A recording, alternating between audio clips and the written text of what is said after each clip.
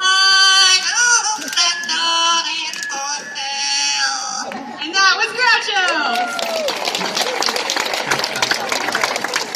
And that was Missy. How about nice saying? That was a great job. Again, her first time on stage. Can you believe that? Wow.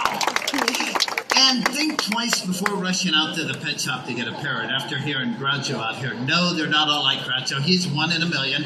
I've never heard another one that comes anywhere near that little guy's abilities. Truth is, most parrots bite very hard. They scream very loud, usually about sunup every morning.